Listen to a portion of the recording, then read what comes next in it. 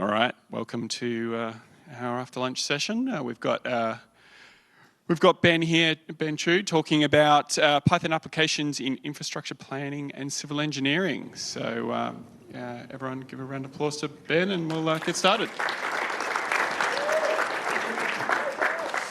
Thanks for coming, guys. So a little bit about myself. This is my first PyCon AU, and it's crazy that I've only been on my Python journey for a year. My background is in electrical engineering. I realized that I'm quite a bit different from the dominant demographic here, in that my background isn't in computer science. So please go easy on me. So at the moment, I'm working as a graduate engineer in WSP here in Sydney. So who are WSP and what do we do? We are one of the world's largest engineering firms with about 44,000 employees worldwide in 550 offices across 40 countries. We also have a software engineering department based in Melbourne called WSP Digital. But our small team of about 5 engineers in a data analytics and automation team sits in our transport business group. So we mostly deal with large infrastructure projects such as the Newcastle and Parramatta Light Rail and Sydney Metro. That includes the newly opened Metro Northwest, and we're also working on the Metro West and Metro City and Southwest. So to give you a bit of a background on what goes into railway planning, first of all, we conduct a feasibility assessment. So it's done to ensure that we're not committing to a project that is not feasible at all. So you don't want to commit about, say, $10 billion into a project and then find out down the way that you need to spend $20 billion more. So that goes into a business case to secure funding from, say, federal government. And with that approved, we go into a concept design phase, which is a higher level design. And after that, we go into detailed design. So all the really specific details are designed, such as the exact location of the tracks and stuff like that. So in the feasibility assessment phase, we look at many factors, including socio-economic. So whether that railway will bring improvements to that area, is it economically viable, or is it going to just be sucking in taxpayers' money? We also look at technical factors, so such as whether it's possible to build a bridge, or would it be better or easier to build a tunnel across under the harbour instead. And then there's the environmental factors, which we'll look into shortly, and there are also a lot more things that we have to consider. So what is involved in the environmental impact assessment? Well, some of the things that we look at include national parks, because we want to avoid doing that to them. These people aren't going to be happy. We also look at floodplains, because you don't want to build a railway across a floodplain. We look at sensitive noise receivers, such as hospitals, places of worship, and schools. This is due to regulations and legislations stating a maximum allowable noise for both construction and the operation phases afterwards. So we have to be careful with that. We also look at wetlands, as they are also protected by legislation. And some of the other things that we look at include Crown land, because, Crown lands are government-owned lands and also by the Crown. So it's hard to obtain those lands for our uses. We also look at ecology items such as vegetation maps and threatened species. Contaminated lands are also assessed, since they can be costly to mitigate. So the conventional method of doing this assessment is to get junior staff, aka interns, to look through maps, identifying and quantifying these risky items along the alignment. So what is an alignment? Alignment is the physical route that the railway will take place. So as you can see, that black line is a potential alignment from Newcastle, which is in the bottom, to Port Macquarie.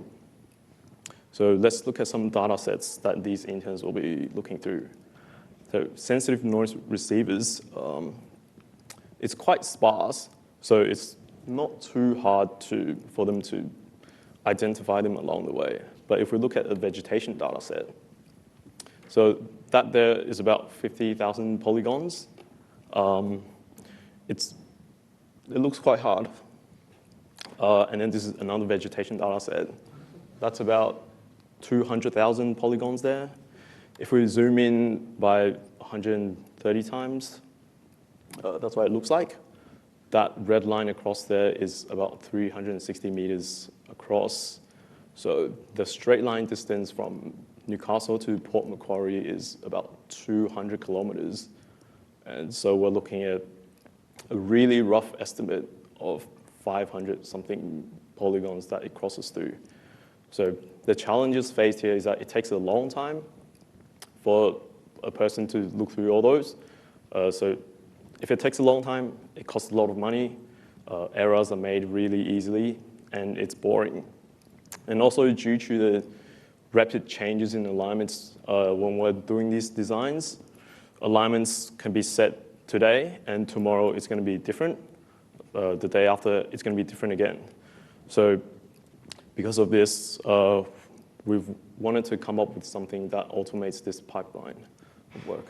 So we came up with this pipeline to quickly aggregate these data sets, which environmental planners can then spend their time assessing it instead of looking at maps and recording results onto Excel.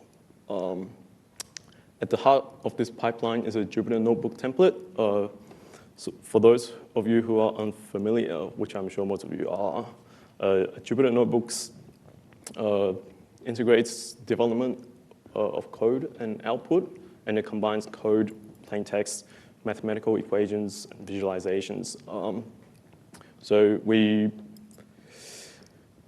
formatted this notebook so that we can hide all the code cells, and the environmental team can look at it just like a report document that they would read. But it really facilitates their ease of access to the data. So we feed an alignment shapefile into this notebook. Shape files are pretty much spreadsheet and tabular data with geometry or geographic data. So this geometry can be in the form of points or lines or polygons. So as we've seen earlier, that's what point-based geometry looks like.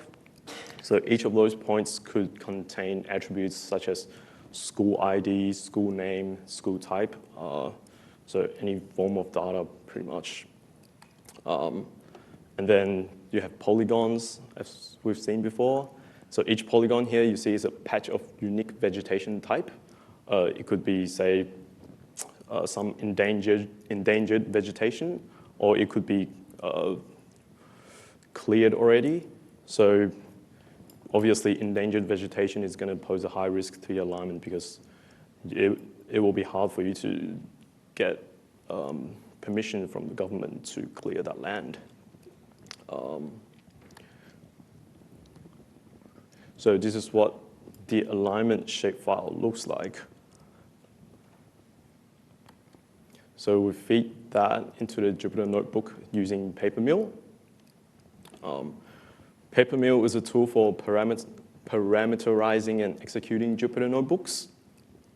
We use it to feed our Jupyter Notebook template with the correct data sets, alignments, and different parameters, and then we use it to to execute it as well. We also use the Python Markdown preprocessor during execution to allow displaying output produced by the current kernel in Markdown cells. So essentially, this helps it. This makes it easier for people reading the output document to process the information. So the kind of outputs that we export includes a HTML document. So is pretty much in the form of an environmental impact assessment report that they will usually generate. So they can look through that, and it includes summary tables that looks like that, and interactive maps where they can zoom in and look at different items along the alignment for further assessment, more detailed assessment. We also output spreadsheets in the form of CSV files and Excel spreadsheets. So that's where they can delve deeper into the data, and also shape files so it can be uploaded onto visualization apps for the client to look at. So on to the next part, scraping and risk rating development applications. So what are development applications? So in New South Wales, any non-insignificant changes to properties must be first approved by council or the state government. So these changes could range from adding new fencing to your house, or adding a new room to the back, or, for example, excavating a new basement or a swimming pool. But it also includes something more significant, like building a new 2-story house, or putting in a 50-story residential apartment with commercial space on the bottom. So as you can see, some of these are going to pose a risk to the railway alignment. That's tunnel-based. So for example, a 50-story building right on top of your tunnel alignment is going to be very risky, and you would want to know about it. Whereas if someone is just putting in new fencing or putting in some office fit-outs, then that's going to be not much of a risk. So once again, the conventional methodology is to get either junior staff to do it, or you pay, there are firms out there that do this for you, and it costs about $70 per DA. So the councils, we're looking at about 7 to 8 councils, and each council has about 1,000 DAs per year. So you can imagine that the costs add up really quickly. So what they would do is look at, so what you see here is the black lines is the tunnel alignment, and the orange lines are a buffered zone around it.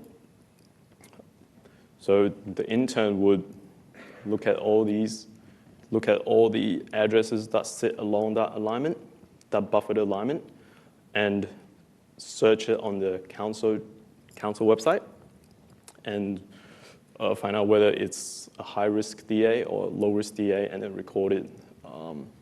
So from what I've heard, about 10 years ago, all this information was still not online, and you had to call into the website and then talk to someone and do all this. So I think we've gone a long way from there already, but we can still do better. So the limitations of this is that it's slow, it's costly, and the biggest problem is the infrequent update. Whenever a DA comes in, you want to know as early as possible. Otherwise, it could pose a high risk to the design of your railway. So introducing the DEA Bot. So what we've done with it is to try to have a pipeline that automates all this work. So what we did was we merged the geocoded national address file with lot-shaped data sets. The geocoded national address file is essentially a data set containing all the addresses in Australia with a location assigned to them. This location information is in the form of longitude and latitude, and lots are parcels of land on which properties sit, and there are these rectangular plots that you can see. We merged these two data sets to match an address to a lot, which we will then use. We filter out all these lots along the buffered alignment, and we will have a list of addresses associated with a lot, which we will then search for on the council websites. So this is the City of Parramatta Council website for a particular DA. We found that about 80% of these council websites actually use the same technology. So it was really easy to write a scraper. You write one scraper, and it works for pretty much all of them with a little bit of tweaking. And after we scrape all these DA information, we came up with a pipeline to do all this. So first of all, we use a bit of natural language processing to, I guess, clean the text. So we perform lowercasing, stemming, and removal of non-alphabet characters, and removal of stop words. So this is a pretty standard text cleaning.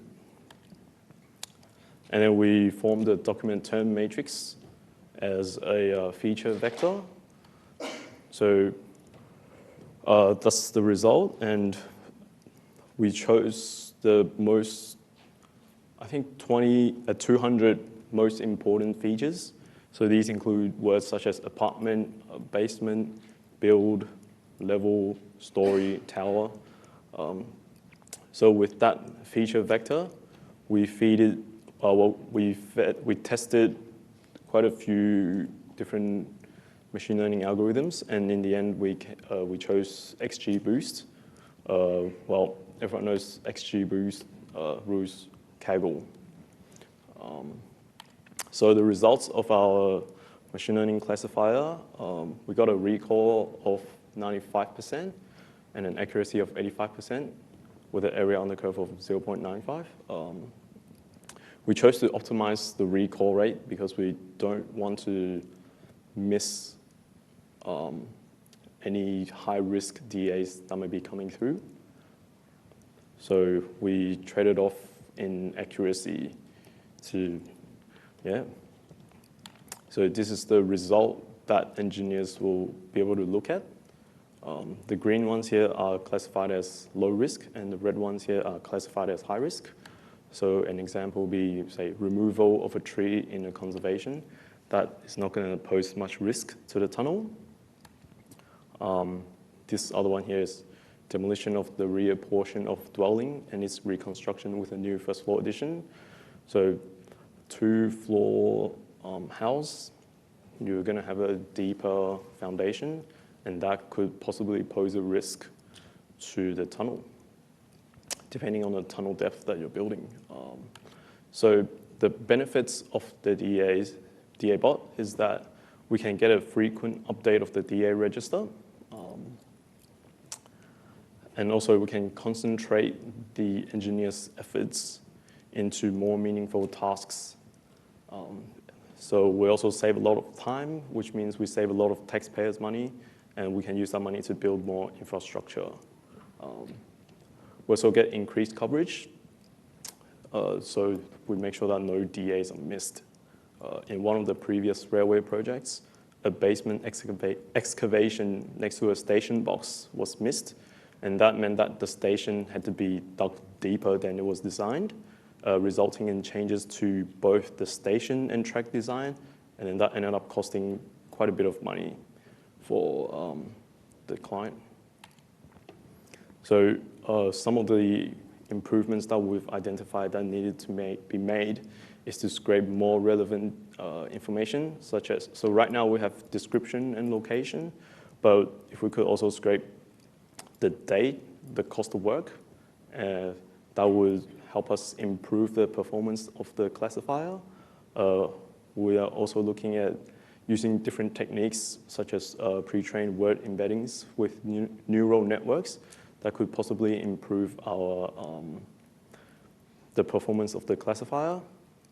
And also, we were looking to increase the utility of this process so that if we download all the attached documents, such as transport assessments, traffic assessments, maybe geotechnical reports, then we could gather a lot of the information about that surrounding area, which could be useful in other projects.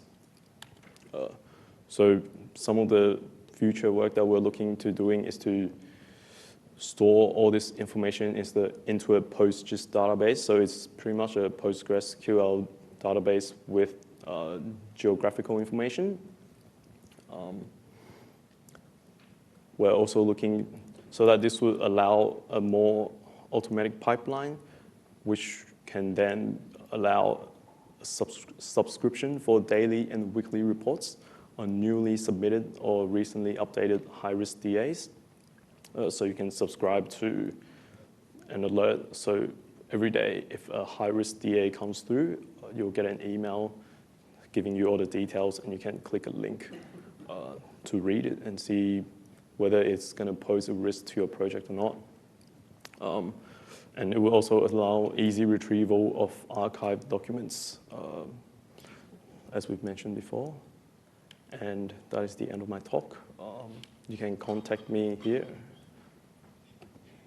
Yeah.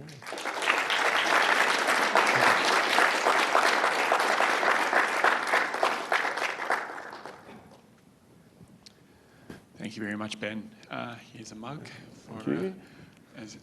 Thank you for speaking. If you want.